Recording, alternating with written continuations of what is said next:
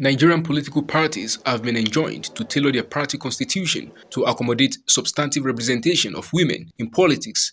These and other pressing issues were discussed at the third annual Women's Conference with the theme Sustaining the Momentum for Active Participation of Nigerian Women in the 2023 election. The conference, organized in Abuja by Queens in conjunction with FIDA under the auspices of WVL and Slug Valve Project, is expected to improve the capacity of women in the 774 local governments in Nigeria. National Council of Women's Societies is in 774 local governments of Nigeria with affiliate organizations. And being part of this conference, through our grassroots networks, we are passing down this information straight through to our peer educators who will do each woman teach one woman, so it will not be lost in the crowd. Now the next one is that when you talk about mentorship, under the WVL project, we have partners like the WebB. WebB, I know, is being sponsored to run a leadership academy for young women. And so we are building the capacity of Nigerian women and girls to step up into the political scene. And I do also know that there are basic requirements for INEC for participation. Nigerian women meet and overqualify for those positions. Speaking at the event, a politician, Naomi Lasara Abi, enumerated the demands of Nigerian women from political parties, while stressing that the position of women leader is no longer sufficient to guarantee substantive participation of women in politics. We call on political parties to review their respective party constitutions for mandatory proportional representation for women and ensure full implementation of the constitution. 2. We also call on political parties to provide a gender-sensitive structure within their political parties and implementation of the 35% affirmative action and all commitment made to women within their party structures. 3. Political parties should ensure inclusion of women in party leadership structures to avoid women setting up a distinct party.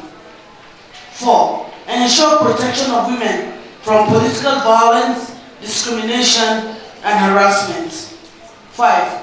Political meetings should not be fixed at hours that will consciously exclude women. And finally, allow women to contest for positions other than women leader positions. Similarly, Queen's coordinator, Federal Capital Territory, Deborah Life Aligbemi, called on women to form a strong coalition. In the same vein, the former Speaker of Edo State House of Assembly, Elizabeth Ativi, emphasized the need for security operatives to protect women while urging the authorities to deploy more female police officers during elections. We call on women to continue to form strong alliance and a formidable force, pushing for women's active participation in all levels in the forthcoming election. We call on women groups and civil society organizations to increase campaigns and awareness for women to collect their permanent voters card PVCs and actively participate in the electoral process and not sit on the fence. To continue to be relentless in seeking accountability of state actors and stakeholders regarding violence against women in politics to ensure inclusion and social justice for all. Security agencies will call on them to ensure protection of women, politicians, and protect women from gender-based violence during the electoral process. We call on security agencies to deploy more female officers during the electoral process and circle for enhanced protection of women.